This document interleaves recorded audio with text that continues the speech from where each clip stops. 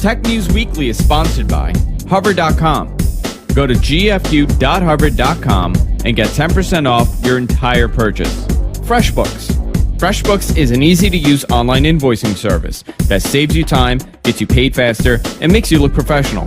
Get started completely for free at freshbooks.com.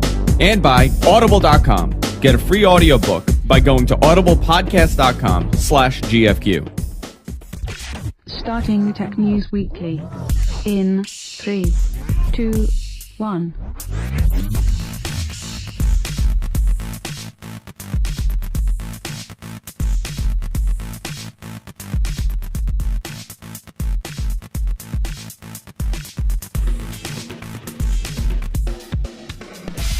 Welcome, everybody, to Tech News Weekly, the last Tech News Weekly of 2011. I'm Andrew Zarian. I'm joined by Erik Lanigan, as I am every other week. How you doing, Erik? I'm great. How are you? I'm doing great, and I'm joined by Sunkast. How you doing, Sunkast? Hey, Andrew. What's up?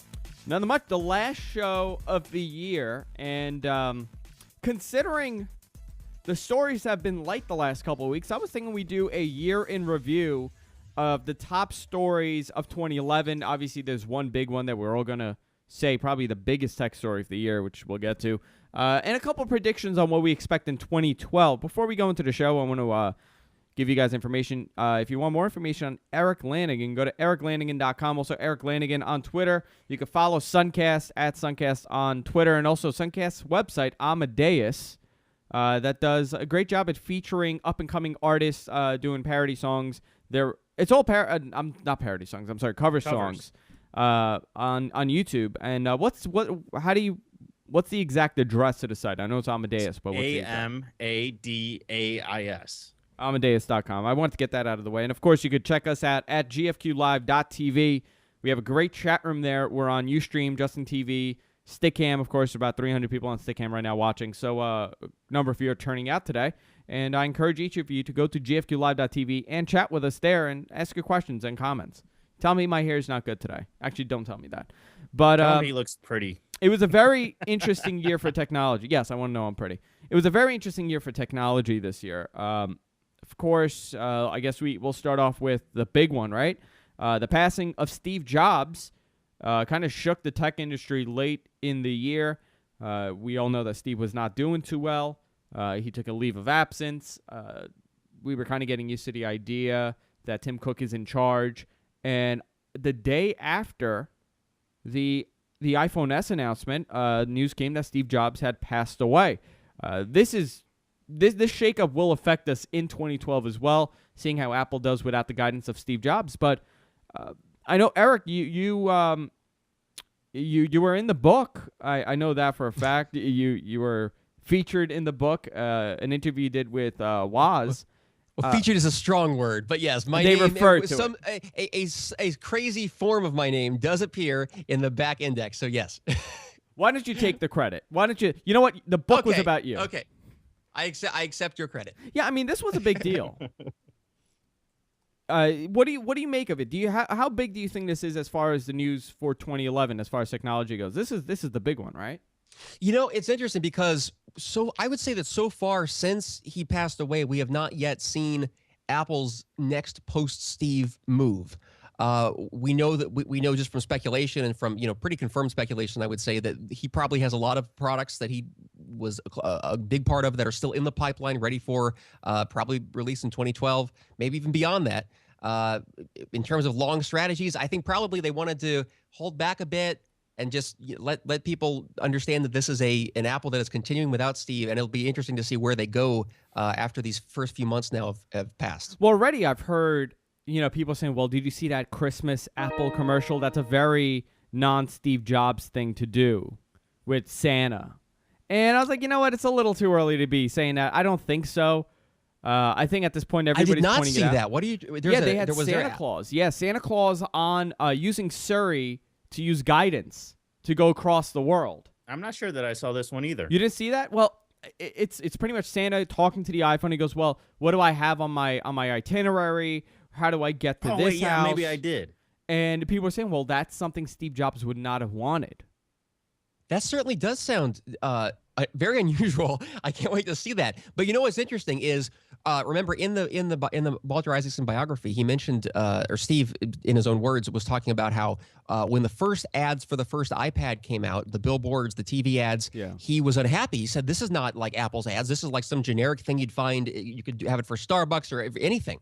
Of just like it was like the focus on the quiet lap, iPad on your lap with a cup of coffee, reading the news or something, just like on someone's knee or on their leg." And Steve called furious and said, "Change it all," and they did. They made it much more dramatic. That you've seen now they have like a black background and stuff. Yeah. They probably do have a wing of their advertising that's trying to pull them in a direction that maybe Steve would not have chosen to go down. Yeah, Sunkast, what do you think of this? Do you think it was a huge story, but it's going to affect 2012. I mean, coming the next couple months. Affect Apple in the future period. I mean, the entire outcome of everything, right? Yeah. I mean, he set him up pretty well, but now it's all on Tim Cook's shoulders now to figure out where to go after Steve Jobs is gone. Now, after his legacy is over, what happens? Where do we continue from here? Yeah, sure. Because I think he's pretty well has established a clear vision and working teams inside of Apple, and I think it'll work while he's gone. But over time, that's going to be the true challenge, the test of Tim Cook is over time. How will Apple do? Yeah, not just in the immediate future, but 3, 4, 5 years down the road. I think another big story was, and it kind of stays with the Apple and Steve Jobs theme, was the fact that we did not receive an iPhone 5. I actually put money on the fact that we were not going to get a 4S and that we were going to get a 5, and I really thought we would have this different design and this slick, curve type design that we all imagine the next version will be. And I was really surprised when they went with a 4S, considering we saw the iPhone 4 come out, and then we saw the Verizon version come out early in the year. Cosmetically, this was not a big difference, but we did not get the 5. We got the 4S, and, it sold well, of course, and it's a great device, but I wonder if this was a strategic move on not releasing it now. Maybe they knew Steve Jobs was sick. Maybe that, he didn't have too much time, so they maybe held off on it. Who knows what the story was, but we did not see the iPhone 5, which I was actually surprised about. I was very surprised that we didn't see it. To move on from Apple, AT&T T-Mobile, now that was a big story once again for the last half of the year. I don't know. All year long, it was pretty big. I mean, from when it was announced, that was just big news that, well, now what's going to happen? Is this going to be true competition? Are they going to wipe out the competition? Are they going to become too strong and become a monopoly? And what happens if they are allowed to become monopoly? I think that was the story of the year, is what happens with this AT&T and T-Mobile deal. Yeah, well, it kind of fell apart. Eric, what did you think was going to happen when you first heard the story? Did you think that the merger was going to happen and it was going to pass through? I did, simply because it's the first time the Justice Department has stepped in and blocked a merger, and the FCC in many, many years. I mean, look at they just let Comcast and NBC go through, and that was major. We still haven't felt the bad ramifications of that yet. That'll take years to really come out. So yeah, I was surprised that they actually decided to do anything. But having said that, though, I think it's good that they did, because I think such a merger would have been disastrous for the industry. Yeah, well, the scary part is that T-Mobile might still fall apart and fail, and AT&T might get the spectrum, and jobs will be lost regardless. That's the other side of it. But the other option is that a private investor might come, buy them, keep them going. Who knows? But this is much better than AT&T grabbing the final large GSM carrier in the United States. For people outside of the country, it might not be a big deal because there's only one set of spectrum is GSM, and that's it. But for us, we have 2 CDMA providers and we have 2 GSM providers, and that's really what keeps the competition going. If you have one GSM, you really have no other option other than AT&T. And if you have on the CDMA side, it seems like Sprint is next to fall apart, and that would leave you with AT&T and Verizon. And we're going back to the 1980s, where it's one large company controlling everything. Right, and I think Sprint probably would have fallen apart or been acquired by Verizon if that had actually gone through. And I think you're right. We would have been facing a Coke and Pepsi duopoly there for wireless service. I'll tell you something. I know that Sprint has been in bad shape for many, many years. I played with the stock market for a while, and in the early 2000s, the story was that Sprint was on its way out. At that time, it was Sprint PCS. They were nearly finished, and their stock was wasn't tumbling. this before they got Dan Hesse? Well, yeah, it's before they got Dan Hesse, and it's before the merger with Nextel. Yeah. Because Nextel was a major competitor here in the States for a while, but they merged with Sprint, and that was the end of that. But it's interesting where we're going with it. But in the end, we're all going to LTE anyway. So will it matter in the end, in the next couple of years, if you're on GSM absolutely. or CDMA? Why do you think that? Well, if you look at the nature of LTE, yes, everybody's going to have LTE. But if you actually look closely at the technical specifications, LTE, everybody runs a somewhat different frequency for their LTE network. Nobody has the same thing. So in the sense of where you have CDMA and GSM today, and you're looking at those technologies compared to LTE, they're vastly different in the sense that, you could, in theory, take one CDMA phone or one GSM phone and use it on another carrier. However, when you come with LTE, I don't think you're going to be able to do that due to the nature of the frequencies that each carrier is using. Mm-hmm. Yeah, no, I think you're absolutely right on that. But it's still the fact that we're left with nothing, right? Unless another company comes into play. I mean, who knows what's going to happen with Metro PCS? They've been getting some attention lately, and we don't know what'll come in the next 5 years. But in this current state, is really Verizon and AT&T. There's some smaller regional carriers out there, but they're just not in the likes and leagues of Verizon, Sprint, T-Mobile, and AT&T. That's just what it comes down to right now. Is they're just not in the same league. Yeah, they're known about, but they're not. They don't have near the same footprint or anywhere near the same footprint as the big guys. But let's look at the reason why. Why is T-Mobile not doing well? It's obviously not the competitive pricing, because they are the most competitive with the pricing. They have a nice handful of phones that do quite well. Yeah, they don't have the iPhone, but you don't need the iPhone to do decent. Why are they falling apart? Erik, why do you think Sprint is doing so poorly? Well, I think part of the reason actually has been the T-Mobile. iPhone. If you believe what these guys say, and that the iPhone has been so significant for AT&T, has helped Verizon a lot, and Sprint obviously felt the iPhone was so important to them that they're actually losing money on each iPhone that they're going to sell for like the next 4 years or something, due to the deal that they cut with Apple. I think that's been a big draw. You've got to have the good phones. You've got to have the phones that are being advertised on TV and mainstream media, and the iPhone's certainly one of them. A couple of the Droids are another big seller. Have you guys noticed? I don't think data roaming is really a thing yet, is it? I know it is in other parts of the world, but I don't think we actually have data roaming where you can go 3G roaming on another person's network. Do we? And I think that would be another reason. Do we have data roaming? I don't know. I don't think so. Yeah, I don't think so. We might have edge roaming, but I don't think any of the no, we have edge roaming. Super Yeah. fast. No, we have edge roaming. I don't think we have 3G roaming.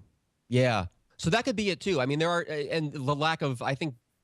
Oh, well, yeah, they do have that sort of pseudo 4G. They have their GPSA plus or whatever the acronym, HSDPA plus.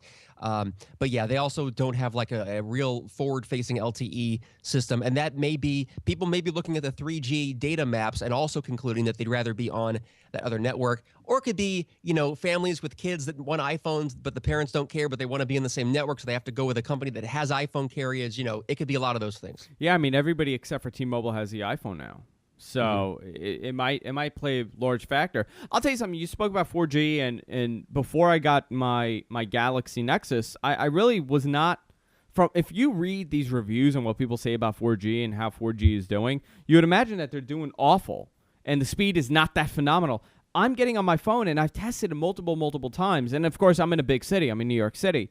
If I'm in the perfect spot, I'm getting about 20 megabits download and about 15 upload. That's fantastic. That's Fios speeds that I'm getting over my 4G. So I really don't know.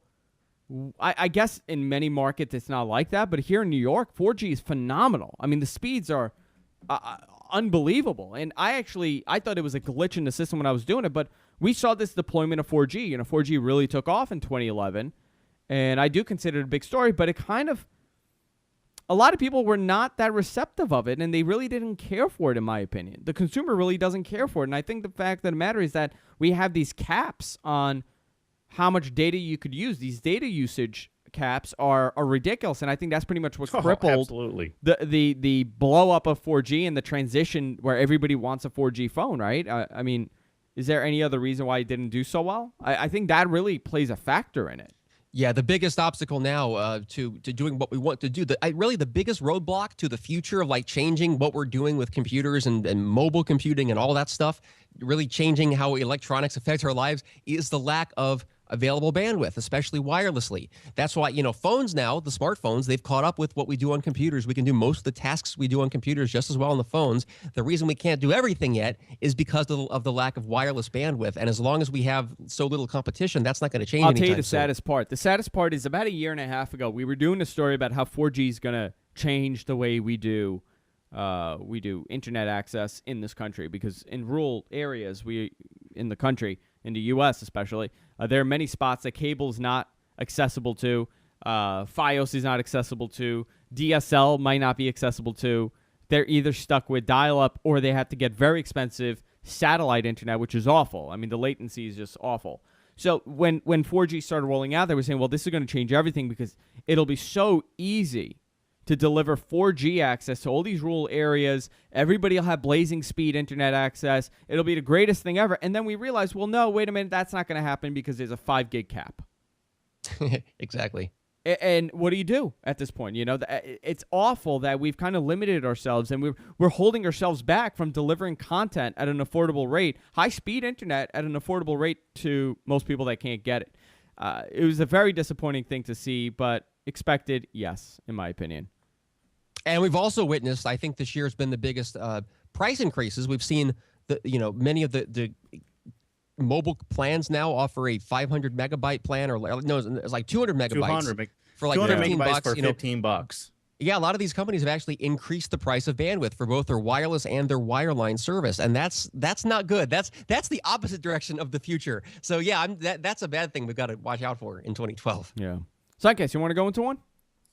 Well, you were talking about media and streaming media just a second ago. So let's talk about that for a little bit, because I think this year streaming media has really taken off. We've seen it from Netflix, Amazon, Google, iTunes, and Apple. We've seen just this massive increase in streaming services and media. Yes, absolutely.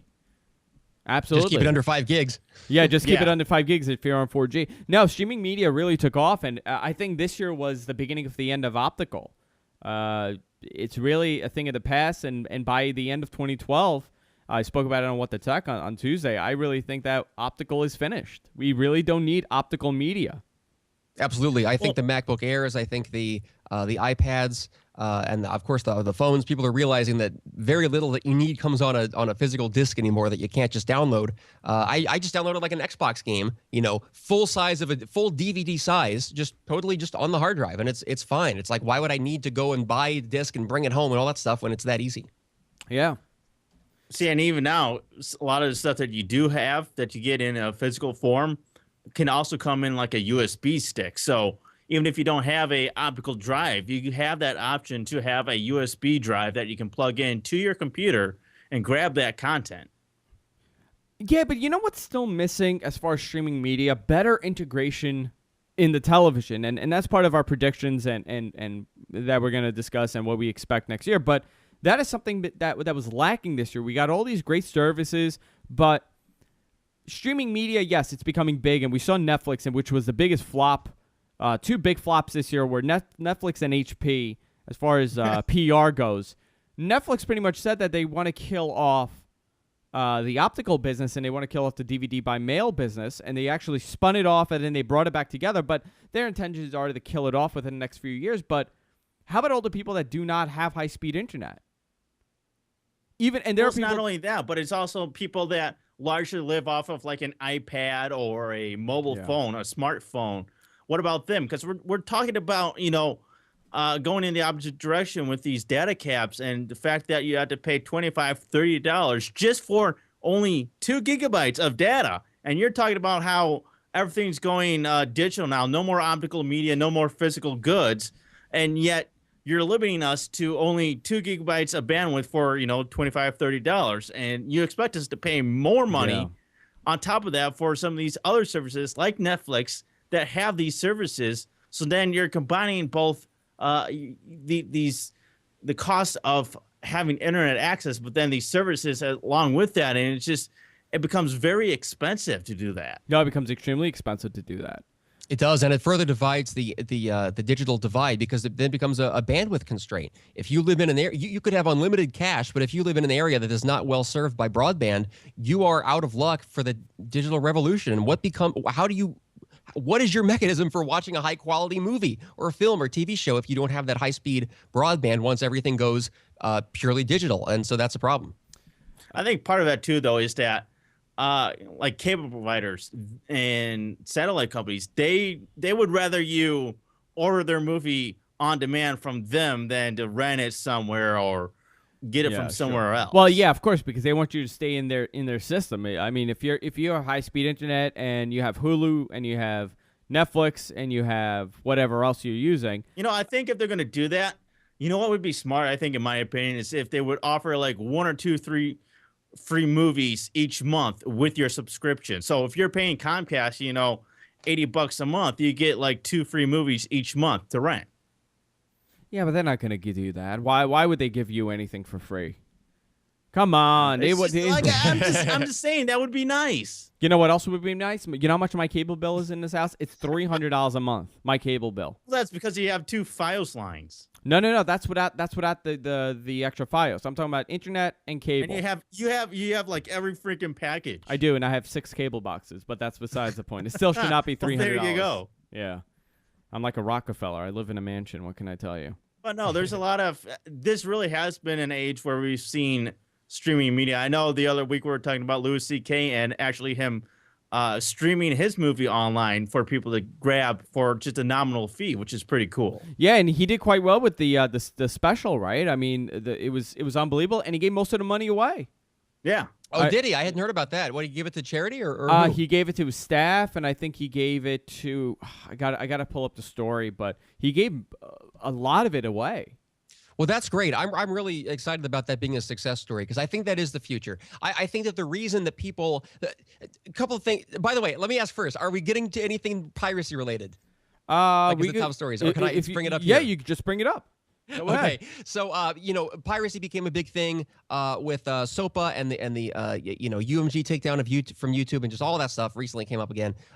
Sparked a lot of debates, and I think the biggest problem is people keep saying the industry keeps quoting statistics of pirated downloads and saying this is why we're losing money, this is why our industry is going down.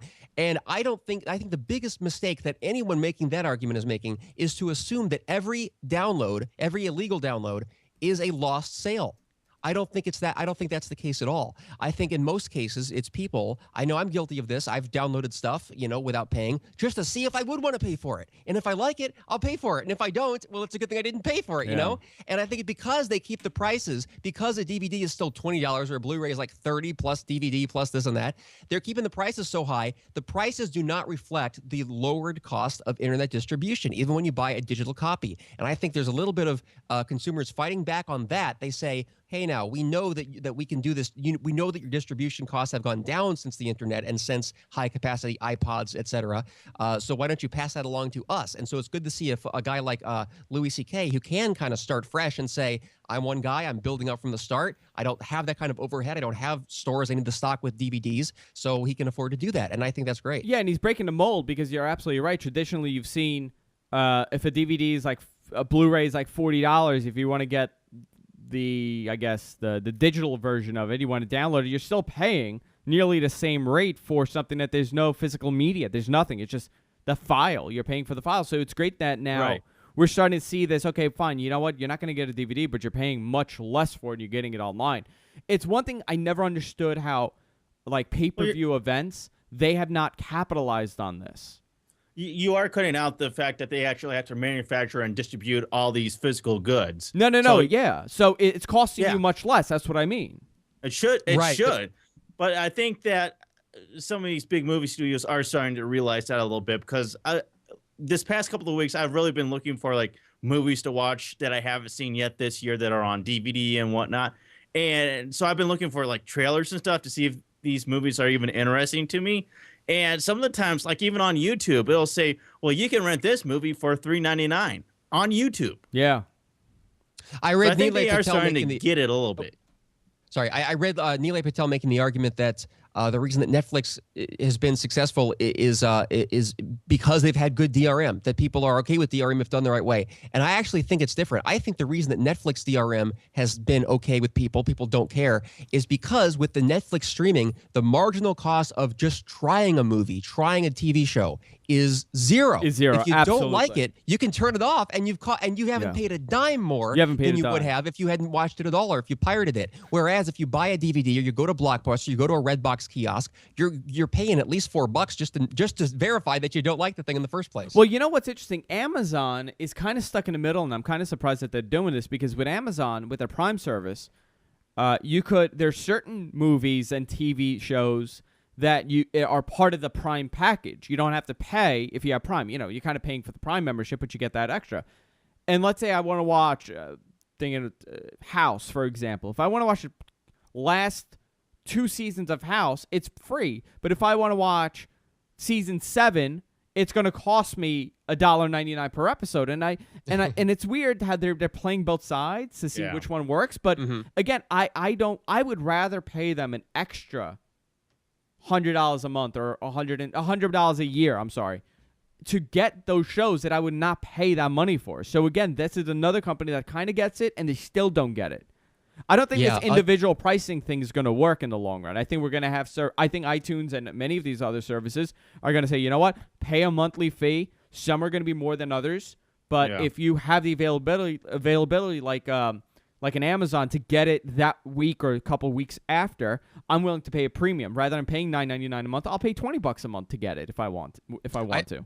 I think that's exactly right, Andrew. I mean, the model that was created by printed books and then printed records and printed other types of media that you had to buy and take home to your house, there was no way to do a subscription for those things. But now that we have the technology to access instantly a unlimited repository of media, there's no need to scale that to market that product as if it were an expensive piece of plastic or printed pages that you had to buy and hold on to for the rest of your life.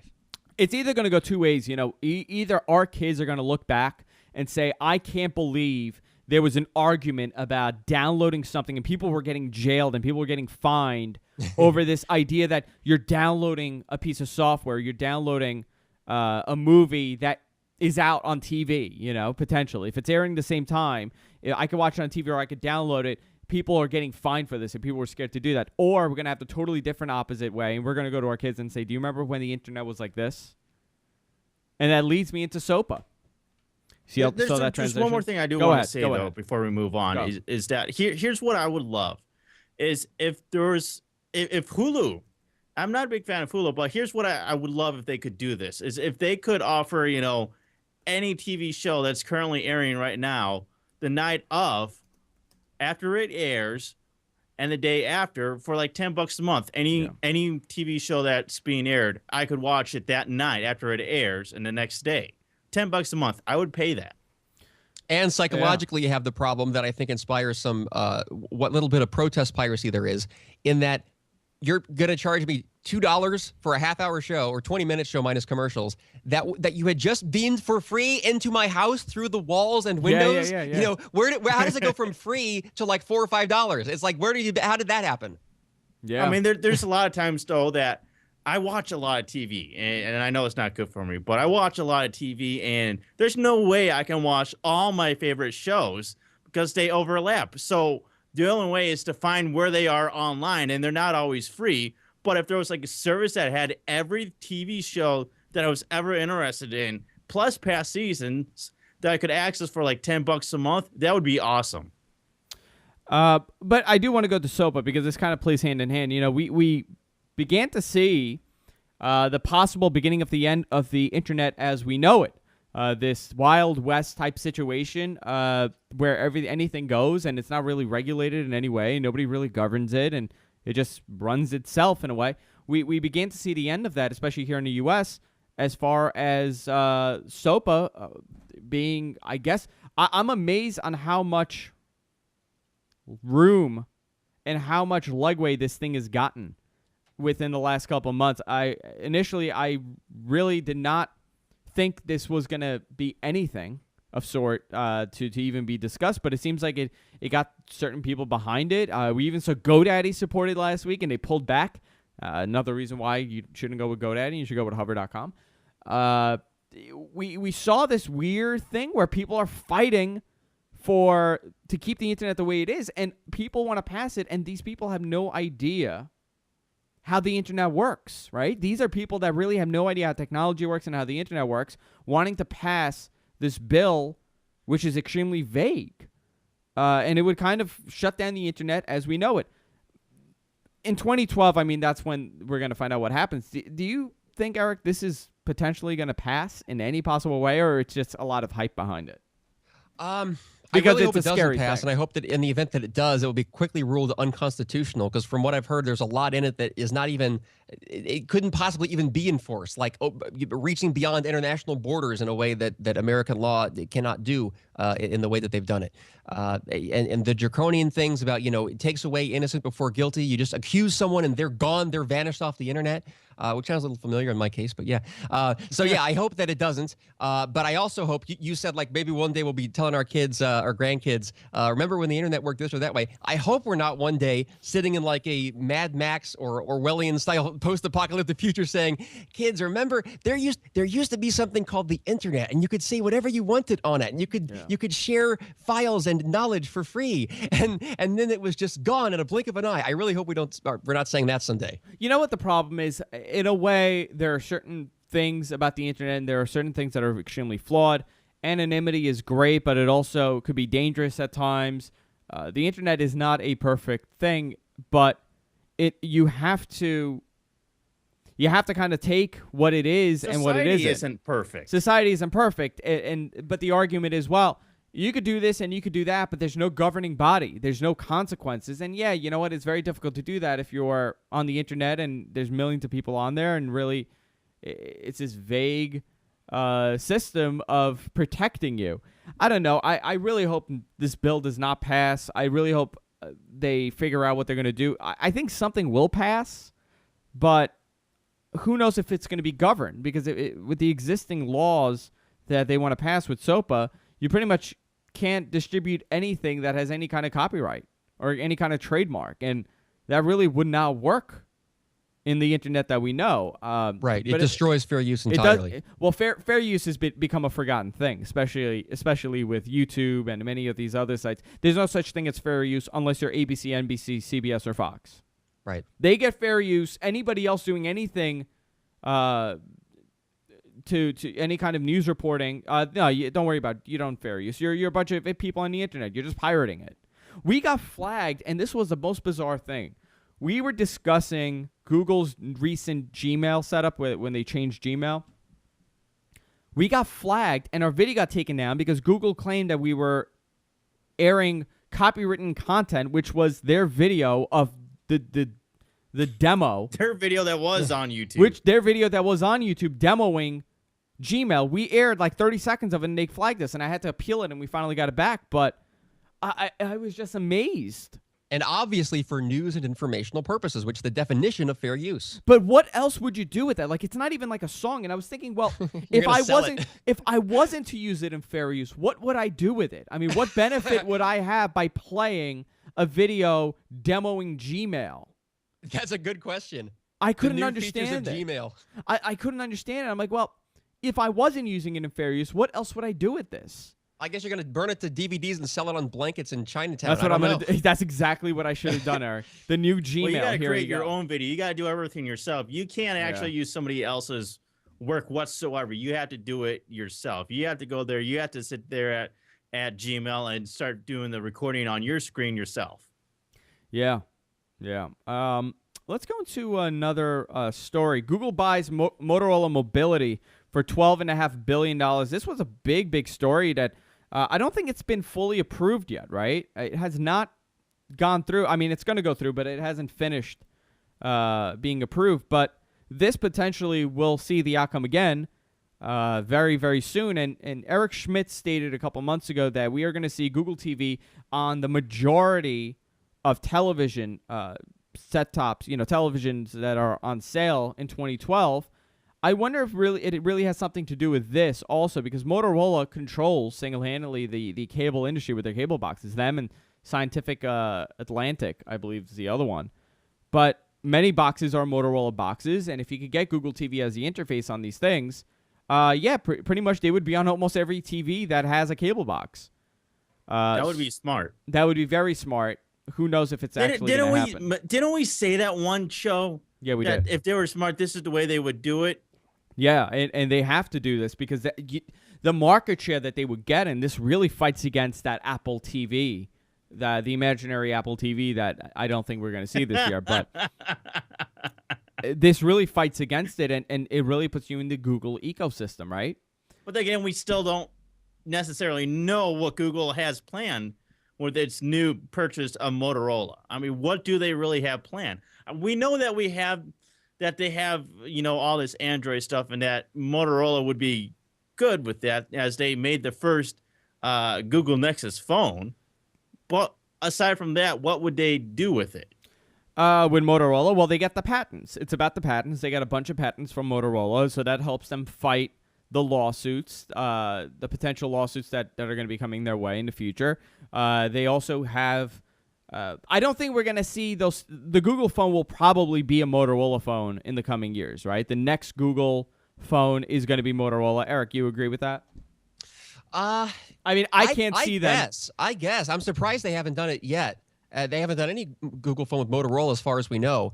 I'll finish your thought because you were going to say something else, but I've got I think the Droid, the first Droid was like a Google phone. It was a pure Google experience, but that's the only benefit from the hardware on the phone side that I could see. This will potentially upset a lot of other people, Samsung, LG, HTC, whoever else is making a Google phone, because now Google has a phone manufacturer. And in my opinion, I think this is going to lead to many of these companies starting to experiment with WebOS in 2012, which we'll get to also. But $12.5 billion, they got Motorola Mobility. They have to do something with this. And I think sorry. Go ahead. Well, I think the biggest liability for any of these guys, whether you're LG, Samsung, HTC, you're a phone maker, you're a tablet maker, even Acer, the biggest liability for them is patents, who they have to pay for patent royalties. And so far, we've heard that Microsoft makes more money off of Android royalties for patents that they license, that they got licensed for via lawsuits by suing those companies, the handset makers. They get more money by that than they do through licenses of Windows Phone 7. And so there are two ways I think that Motorola could go. One is they could screw everything up by working too closely with the Motorola team, and then everyone's going to say, "Well, screw you, Google, because this is obviously your favorite child here, so we're going to go find a different OS or build our own or something." But what they could do, and I hope they do this, is maybe they've got some lawyers in there that know that they've studied the patent portfolio of Motorola, they've looked at that, and they think that they have a chance of maybe even of waging a patent war with Microsoft and possibly even winning back some of those royalties that other Android handset makers are having to pay Microsoft now, which seems to be the biggest reason not to adopt Android. Yeah, no, you're absolutely right on that. But, you led into something interesting, which I want to go into, and Sunkast and I have been talking about this for weeks, but where does this leave WebOS? The WebOS story was quite interesting. HP stated that they were discontinuing WebOS hardware and that they were going to ditch WebOS early in the year. They also, in some vague press release, stated that they are going to possibly spin off the PC division or sell the PC division. And then they took everything back, of course, because they realized, oh my God, what did we just do? But WebOS now was recently announced that it is being handed over to the open source community and it's becoming open source. So potentially we could potentially see an HTC WebOS phone come out next year. And I think that is phenomenal. I think that's a great thing because I'm personally a big fan of WebOS. I think they were at the wrong place at the wrong time. I think if they came out a little earlier, they would have had a leg to stand on. I think if that Palm phone was not labeled the iOS killer, they would have had a leg to stand on. It was the wrong place at the wrong time, but they potentially have a future now. And I think a lot of these manufacturers are going to start developing WebOS phones. They might not want to deal with Android. I think you're right, Andrew. I think the biggest the biggest piece of information that will determine whether the majority of phones in the next coming years go Android or go WebOS will be how WebOS is dealing with these patents. And I believe that this is still unknown, unless they decided this over Christmas or something, and in which case I missed it. But I believe that Meg Whitman, HP CEO, they haven't yet detailed how exactly they're going to handle the patents. Will they be granting everyone a royalty-free usage of the patents? If so, that could be much more enticing than having to potentially pay Microsoft royalties to use Android patents. Yeah. But if they did that, are they getting any? Why would the HP do that from a business sense? What money's worth are they getting? Because the whole thing was people were saying sell off your WebOS, sell off your Palm holdings because that is worth it for just a patent portfolio alone. So could they really just give that away for free? If so, why? If it's worth like $1 billion. So I think that's going to be the big question. Yeah, that is an interesting question, and they might hold on to the patents. They could potentially do that, but then they have to pay. They have to fight. HP is going to have to fight for something that they're not even developing anymore. Since you were talking about the phones, big flop of the year, and that's RIM. The beginning of the end for RIM, in my opinion. This is exactly what happened to Palm. 2007, 2008, they kind of started falling apart. They started having internal issues. They fell apart with the OS development. They fell apart with the hardware development. Sunkast, beginning of the end of RIM? Yeah, I think so. RIM has been pretty much the sob story of the year, I think. They've just been on a downward spiral from the beginning. They just really haven't had any chance. They haven't had any traction whatsoever this year. And we've even learned in the last month just how bad it really is. They've really lost their market share, and the fact that they just announced that, the Playbook 2.0 is going to be delayed again. I mean, their market share, by the way, Sung, their market share is 6%. 6.5%, their market share. Mm-hmm. It's virtually nothing. Is that of smartphones or all phones? Let's see. Research in Motion Limited, BlackBerry smartphones lost further U.S. market share. So it's U.S. market share to Apple Inc. And leader Samsung as new models fail to win enough users. RIM shares for U.S. mobile phone subscribers in the 3 months fell in November from 6.5% from 7.5% the previous quarter. The problem is that Samsung this is going to increased continue from for at least another 6 months.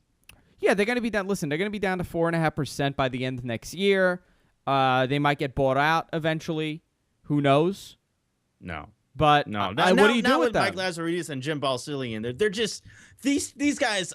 I think are pretty arrogant and stubborn in my opinion, because they, like I've been saying all along, they stick to their plan and they don't deviate from it whatsoever unless they're forced to, as was the case with their BBX brand name for the new QNX operating system, which they had to change to BlackBerry 10 because somebody already had a trademark on it. Yeah, and that's a big problem. How do you not look into that?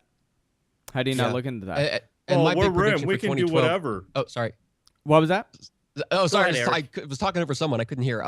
My big prediction for RIM for 2012 is that they can't possibly continue business as usual the way that they have been for the last few years. They're either going to have to radically change their business model. Like, are they going to go all software or all hardware or to something door number 3, or they'll get bought out, or they'll sell their patent portfolio, or they'll go bankrupt, or possibly even all of the above. But I don't think there's much left they can't milk their current business strategy for much longer. Well, I think the dual CEO issue at RIM really says a lot. It's never a good thing when you have two people leading the company with two different ideas for where the company should go. I think they did a pretty good job with the Playbook. I don't think the Playbook was an awful device, but again, you're releasing this. Nobody wanted it because, first of all, there's no software developed for it. No, they couldn't even get a native email client. They couldn't even get a native email client. Yeah, for something that's known for email. So it was a massive failure. RIM, as we know it, will never be able to compete with the likes of Apple and Google, as we saw back in like 2008. It'll never happen again. They've lost too much for them to ever have the same kind of popularity as we see with the iPhone. Yeah, I'm looking here to see what else they said about the rim shares. The figures of last evidence of rims, last thing, blah blah blah blah. No, everybody pretty much did okay except for them. They were the massive flop of the year. Yeah. Let's go into another big story.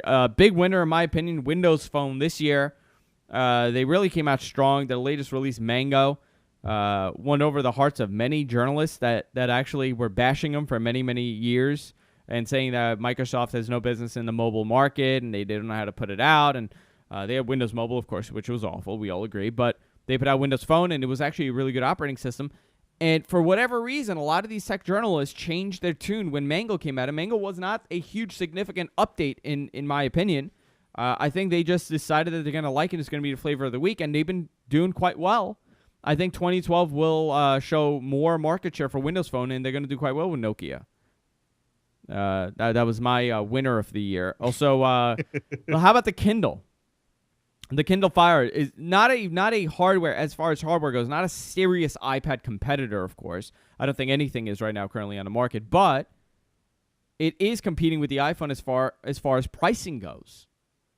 It is extremely affordable, and it's doing quite well. Right now, they claim they sold over 4 million Kindle Fires in December, which is unbelievable for a tablet other than an iPhone, an iPad. Yeah. Do you guys think that we're going to see more of these low-end devices coming out, or are we going to see a serious iPad competitor come out in 2012? Where do you think this tablet market is going to go? In my opinion, I think we're going to have one serious device that might go head-to-head, and I think that's going to be the next Microsoft Windows version, a tablet version of it that might actually become a serious competitor. And the rest of them have to be lower-end tablets that, scatter the market. I'll go to Erik first on this.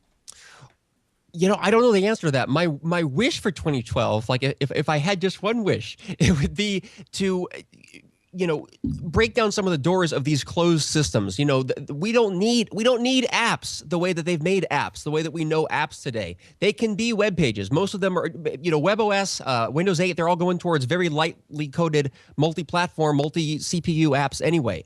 That can be cross-platform. Google, Chrome OS. Purely a browser. Their ideas run everything in a browser. And I think one of you guys said LTE, the fact that we're all going LTE anyway. I think we need to see more interoperability here. And that was, was your question with apps, or was it with? Well, where do you think the tablets are going to go? I mean, are we gonna see a serious competitor for one, and two, are we going to or what's going to happen with Android? Because I think if Windows is very successful on the tablet, that kind of puts Android in the back burner. I don't think Android is doing quite well right now. They've saturated the market. That's because they have it's open source and everybody's putting it on. But where does this put Android in 2012 as far as tablets go? Will they be a competitor on the high end, or are they going to have to put out lower end tablets to kind of stay in the market? I think we've got to come up. I think this next year will be the year that we figure out what the heck tablets are actually for. When the Kindle Fire was first announced, and people were saying, just right off the bat, I said, as everyone said, well, that's the equivalent of, it's a Honda versus a Mercedes. If the iPad is a Mercedes or a BMW or something, then obviously it's the product that's double the price and far more luxurious. Someone recently made that. Someone who wrote a review of the Kindle Fire said that and got a lot of heat for it. Got a lot of flack for being like an elitist. But my response to that would be, tablets no one needs a tablet yet. What does a tablet do? It's not like someone being like a Mercedes snob saying, well, you and your Kia just don't appreciate the finer things. It's not like that, because a Kia, a Honda, an economy car still provides an essential function. It drives you to where you need to go. But in the absence of any luxury or fun animations or cool responsiveness to just kind of play with, or apps or games to just play with like candy, what do you do with a tablet? What's the essential function that a cheap tablet is doing for you that is really better than having no tablet at all? And I think that we don't really have yet. Yeah. Go ahead, Sunkast. Erik, I wanted to ask, because you were talking about applications and the fact that we don't need apps in a traditional sense anymore. But my question is, you say that, yet we have the BlackBerry Playbook, which essentially touted itself as largely being able to create these web-based and HTML5 applications, yet it never really took off with developers. That is an Right. interesting question. Well, I think the reason for that is the market share of the product. Now, did you say WebOS or BlackBerry? BlackBerry. Web based. Yeah. Well, I guess this would go to any of them. It's a question of market share. That's why also a little bit bearish on the whole Windows Phone 7 concept. I think that maybe once they go to Windows Phone 8 or whatever new layer they build on top of that and get away from Silverlight and go towards more of that HTML5 and JavaScript, the lightweight stuff, the multi-platform, easily portable stuff, then the phone OSs will be more of a choice of design and aesthetics rather than available applications. I think that's why developers have stuck with iPhone. And actually, really, to tie this back to our previous conversation, bandwidth. If we had as much bandwidth on our phones as we do on our home computers and our broadband home connections, think about it. There'd be no need for apps, really. For most of the apps, appification of the web, you wouldn't need it because you wouldn't have to run locally cached stuff if you could just run it all in the cloud. But you know what is interesting about this? The tablet market, in my opinion, it's a imaginary market. I don't think it exists yet. I think we have a bunch of devices trying to do what the iPad has been able to do, and they are not able to do it as well as the iPad. I got a chance to play around with a, it was a Toshiba. It was a Toshiba Android tablet. A family member of mine got it for Christmas. And I picked this thing up, and it was single-handedly the worst experience of my life. It barely functioned properly, like as maybe because I'm using an iPad and I know I'm used to this, but the device did not function at all. And I was saying, I'm like, you know what the problem is? This is the tablet market. It's a bunch of slow devices running bad software, and it could It's awfully single-handedly. pessimistic, but I have to say I agree. It's a truth, and I don't think Android in its current state. I mean, I really hope they do it with 4.0. I still don't know if they're going to be able to do it, but in its current state, it's a mess, and it does not exist. The playbook, I'm sorry, not the playbook. The Kindle Fire is successful only due to one reason, and that's pricing. A lot of people talk about, well, you're in the Amazon ecosystem. Think it's more than that, you though. think it's the Amazon ecosystem? I don't think so. I think it's the pricing, and I think it's marketing. It's the way it's marketed. It's that you clearly know what this device is. I think what am I trying to say here? What its purpose has been defined by Amazon. And I don't think that these other tablets like the Playbook and the Zoom have been clearly defined the way that I think the Kindle Fire has been. No, the Kindle has, you know what it is? You have Amazon's, you have the name recognition, and you have the promotion. But I don't think anybody's going in there thinking, or some people are, but not the majority. I don't think people are saying, well, it is the Amazon ecosystem. I could buy my Amazon stuff on this device. I'm sure there's a small percentage, but in my opinion, I think it's all marketing and I think it's all name recognition. And I price. don't think price. I don't think half these people know what they're buying. If I could tell you how many people I know have bought a tablet and they call it an iPad, it would blow your mind. I had a discussion with this just proves that right now the market in these tablets are more or less a novelty. It is a novelty, absolutely. It's not a necessity. It's a novelty. I've said it a million times. I keep my iPad next to my bed, and my wife keeps her Kindle Fire next to her bed because we sleep in 5 different rooms, of course. Next to the bed, and we don't take the laptop when we're working. We just do our regular stuff on there if we're in bed. It says a lot about my marriage. Let's go into another story. We saw it. You know what it was? It was actually the year of streaming music. As far as Spotify getting traction here in the States, iTunes Match, a huge story here for 29. Google Music, Amazon Music. It really was a big year for streaming music, but which one will survive in 2012? We have 15 different options at this point. Everybody's doing it. Everybody's getting massive amounts of press. Who is going to survive in this? You know what? In my opinion, iTunes Match is the best deal. It'll take your library, convert it to DRM-free, high quality, I think 256 AAC files, and pretty much it's saying, listen, we don't care if it was pirated. We don't care if it was ripped. Just give us $29 and we'll make it legit for you and put you in the environment. I think that's a great deal. They're going to survive, and I don't think you're going to have Spotify and all these other ones doing well next year. I think we're going to realize. No, I don't think they will, because you know how many people took my money this year? I haven't done iTunes yet. A lot of people took my money, but I haven't done iTunes yet. But I did Amazon, I signed up for Spotify, and I have Google Music. So two of them have taken my money. One is free to store it, but I don't think next year I'm going to sign up for all these services. And I'm wondering how many people are not going to sign up you either. were testing them out. I was, but I know many people that signed up for all of them. That's the thing. I have a feeling that music locker services, I don't know. I think they're too complex for the average user. I think for the average user, especially, look at the percentage of people who are still buying CDs and just listening to CDs and just putting CDs in their car, and that's their source of music. Yeah. The ease of use for that is just infinitely simpler than try to figure out how to upload to a music locker and purchase additional storage and pin those songs to your device, delete them to make more space, and on and on and on. It's a geek thing. We do it. We don't mind. But I doubt that really has legs for long term. I'm actually, Andrew, I think Spotify and things like it may be more of the future. And I think those kind of streaming unlimited services like that have so far been one of the first killer apps for smartphones, for having a real data plan and a real capable phone with adequate storage and adequate, full color screen for browsing and swiping through menus and selecting songs and so forth. I think people are starting to see, as long as they have the bandwidth to listen on the go, then and if they are big enough consumers of music that they would be spending $10 or so a month, regardless if they had an unlimited all-you-can-eat pass. I think that model might ultimately work out better. Do you think Spotify, because it has that community aspect to it, and the fact that we're friends on Spotify, you're in my library, I could potentially listen to whatever you're sharing? Do you think that's the advantage that Spotify has over the other ones? I don't know, because I may not be like the average user here. My tastes in music are my own, and I listen to what my friends suggest, and I usually don't end up liking them or buying them or any of that stuff.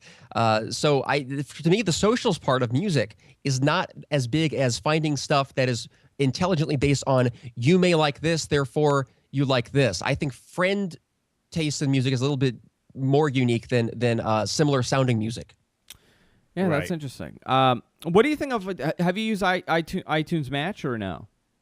I thought I was going to. I've been delaying just because I don't have the proper tags and stuff, and I've heard bad stories about mismatches. Well, The that's iTunes why mismatch. I've held off too, because my tags got a little funky. I made a big mistake, and I used one of those auto tagging services.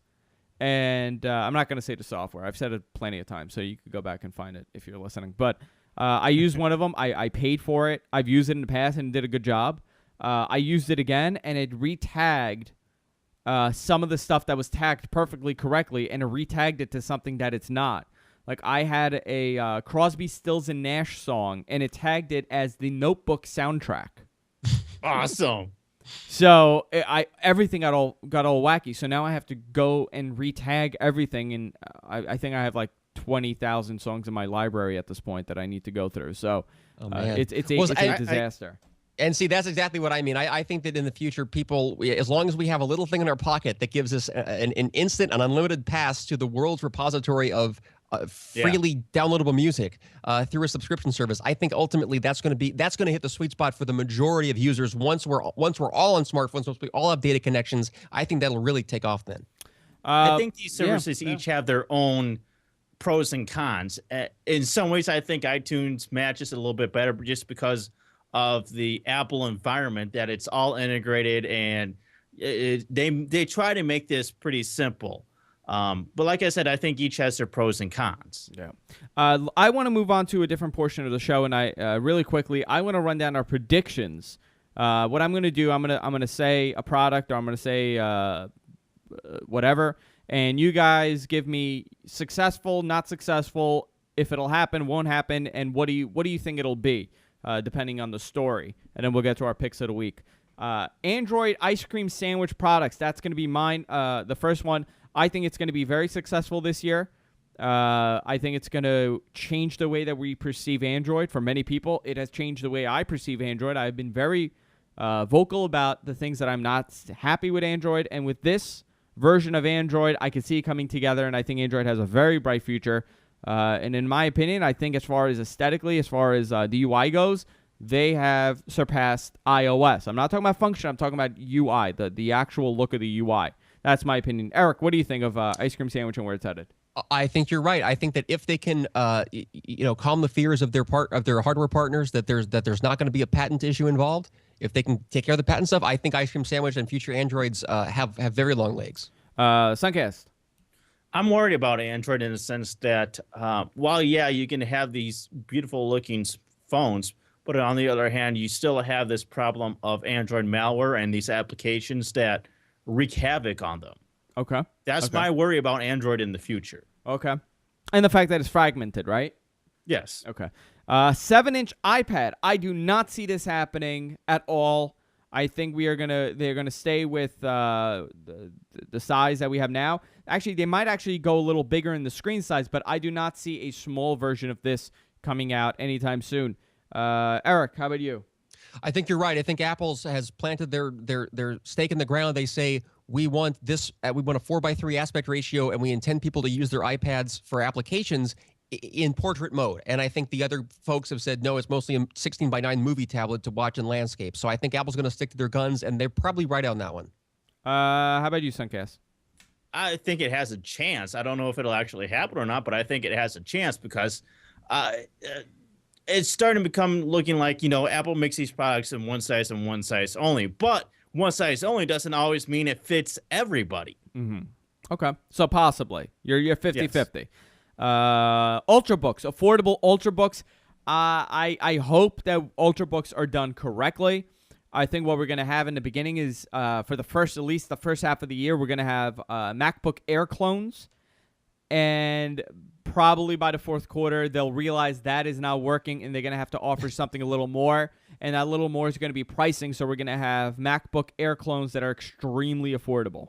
That's my opinion on it. How about you, Erik? Yes, I think solid-state computers, laptops like the MacBook Air will be the next evolution. I think optical drives, hard drives, and those big, fat, giant desktop replacements will be a rarity. Sunkast?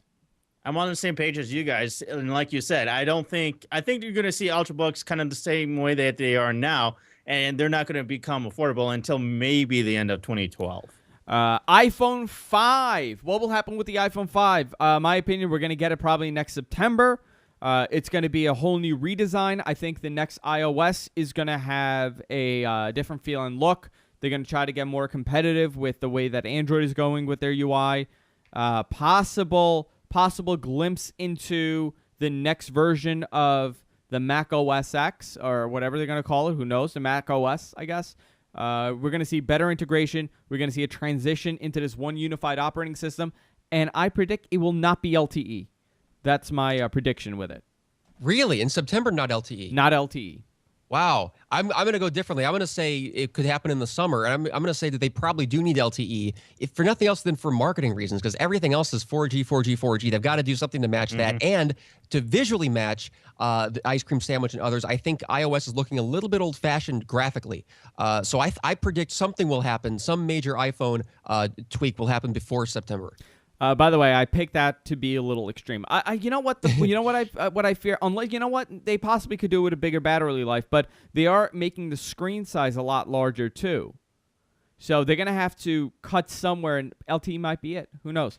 Apple. Oh, did I go to you, Sunkast? No, I didn't go to you. Sunkast, what do you think? But you guys have pretty much covered the points. Is that I don't necessarily know if part of the problem is that you see all these makers. They want to do LTE. But you're going to sacrifice that battery life. I'm going to tell you, that's the problem right there. My phone is awful. If I go out, I have a couple hours at most with the battery life. You think it's bad now with the iPhone 4S. Wait till you get LTE on there. Yeah. Apple TV. There's been a lot of rumors since the Steve Jobs book came out. Steve hinted at a Apple TV, an actual TV. He said they have cracked it. They have figured it out. I do not think it's an actual TV like many people are thinking. I think my opinion is that he has created a tiny little box that just like we have now, but it's going to have more integration with the cable companies and the television, much like how Google TV has done. And the other part of it is a revolutionary remote control that we have never seen. That is my version of Apple TV. How about you, Erik? Interesting thought on the remote control. I hadn't considered that. I would be surprised, but I wouldn't rule out the possibility of an Apple-branded television set, a flat panel. But again, I'd be surprised, especially if they made the panels themselves instead of just reselling one with like a nice design. My overall prediction for this is whatever Apple thinks they have up their sleeve that's going to revolutionize TV, nothing will be a breakout success that will reach beyond hobbyist status, beyond the current adoption rate of the Apple TV in this coming year. How about you, Sunkast? I'm on the same page with that too. It's this is the thing with Apple is that they'll say something, but then people will run wild with that idea and come up with, oh, they're going to have actual Apple TVs when it's something completely different. We've seen that time and again with plenty of iPhone rumors where we've heard these rumors about some sort of new feature with the iPhone or some new servers or feature, and then they come and announce the new features for the iPhone, and it's something completely different. Yeah, well, the problem is that they're going to have to make a TV, and we know Apple, we know the pricing structure, and they're not going to make a sub-$1,000 TV. So it is not going to be this TV that everybody imagines it to be. I can't imagine them making $1,000, 42-inch TV. And nobody wants a smaller TV. I mean, of course, there are some people, but most people are going to want a 42-inch TV that goes in their living room or larger. So we'll see what happens. Windows 8. Now, there's a lot of stuff behind this. Will it be this revolutionary operating system that changes the way that we perceive Windows as a whole? I think it's going to be, yes, revolutionary as far as the direction goes. I think there is going to be a lot of problems, especially with the fact that the ARM devices are not full Windows operating systems. There's going to be a lot of confusion, and you know what? I'm going to go with the other side. I think it's going to be a flop at the end of the year. I think a lot of people are going to be turned off to Windows 8. How about you, Eric? I'm going to withhold from making a specific judgment, but they have so much writing on this. They're either going to it's going to be the big comeback for Windows, or if they do this wrongly, they're going to erase their relevancy of Microsoft Windows off the face of the earth. Okay. Sunkast, how about you? I'm skeptical, but I'm in that wait and see camp. I've tried the developer preview. It was not really good. It was just mainly that a developer preview. It wasn't anything for consumers or to even be very usable. So I'm in that. Let's wait and see if they can figure out and how to make all this stuff work properly on a laptop. I think it'll be great for tablets and smaller mobile devices, but I'm not convinced that it's going to do great on laptops and PCs. RIM. Dead, in my opinion. They probably won't collapse next year. I think 2013 will be the end of RIM. Eric? Yep. Major changes I see for RIM. They're going to either change their business model, become a software company or totally hardware or something, or they'll be sold off, or they'll sell off their patent portfolio or something. So yeah, something major for RIM. It won't be business as usual by the end of 2012. And Sunkast? This is definitely a make it or break it year for RIM. We've seen them on the downward spiral, and it's like, well, what's left? They have their one trick left in the bag, which is the QNX superphones, but we've seen that delayed, and they're just, well, what are you going to do with it? Is this something that's going to be great? Are people going to like it? And they're not even coming till the second half of 2012. Yeah, so. Yeah, and also, you know what, Sunkast? Also, regardless of how good it is, let's say it's this amazing phone, people are already engulfed in this iOS and Android environment. It's going to be very hard to take them away from They're never going to us. regain any sort of popularity, any sort of competition on the same level as Android and iPhone is now. They're never going to regain that. And that's basically my point, that with Windows 8, they're either going to do it so well, and if I had, gun to my head, I would bet against Windows 8. But if they could either do it so well that they bring back the relevancy of a proprietary OS, or if they really do go as far as they are saying into purely web-based, very light applications, primarily JavaScript and web technologies, well, if they do that, what relevancy does Windows as a product have any longer? People will just go to Android and WebOS and Chrome OS, etc. Time for the picks of the week, guys. Who's going to go first? You are. I am. What was my pick again? Okay, yeah. I'm going to go first. Picks of the week. Let me know when you cue it up, though. Got it. Okay, so my pick this week is a audio streaming site called Mixler. That is Mixler right there. So pretty much what it does, and this is why I find it so important. There are many sites out there that you can listen to music on the go. People are streaming music. What this does is eliminate the need for a Shoutcast or Icecast server to play music on the go, and it's free. I mean, for most people, they have a pay system, they have a subscription system, but you can do it for free, and it works really well with the free service. For whatever reason, audio streaming is a lot more expensive than video streaming on the net. There are many sites like Stickam, Ustream, Justin TV that do video, but there aren't too many audio equivalents to this. Mixlr is that audio equivalent. So pretty much what you do, you sign up. You could create this audio stream. You could play back whatever you're playing back on a computer, or they have a like a DJ UI that you could actually mix songs, and you could do that. Our feed is on there, so you could set up an internet radio broadcast on there. It's very simple, very easy. You hit play, it plays. You can embed it on your website. You could embed it on your social networking sites like Facebook. So I actually have it on my Facebook right now. It's not embedded, but I made a post, and you can play it within the service. I'm actually really surprised on how good this works, and that it's free for most part, and it's called Mixlr, mixlr.com. You should check it out if you're looking to play some music online, or you're looking to put your podcast in an audio form. That's my pick of the week. Erik.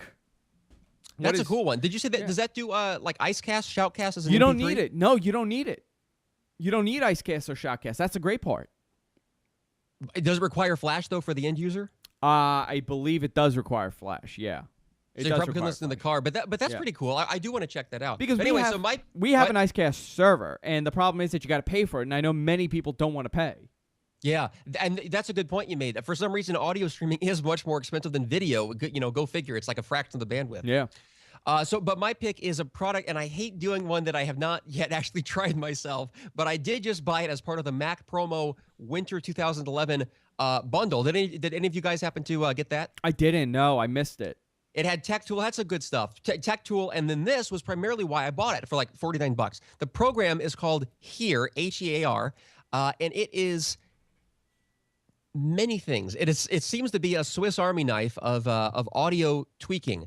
I'm a little bit hesitant to fire it up, especially on my production machine, to see because I don't know what it's going to do to my audio output. But the idea is you have a system-wide limiter, equalizer, 3D control, fidelity enhanced. Like you can do. It can help reduce resonance of your speakers. Like my speakers have a really annoying rumble and a certain bass frequency. Okay. It advertises that you can help identify and reduce system-wide those bass frequencies that give your speakers trouble.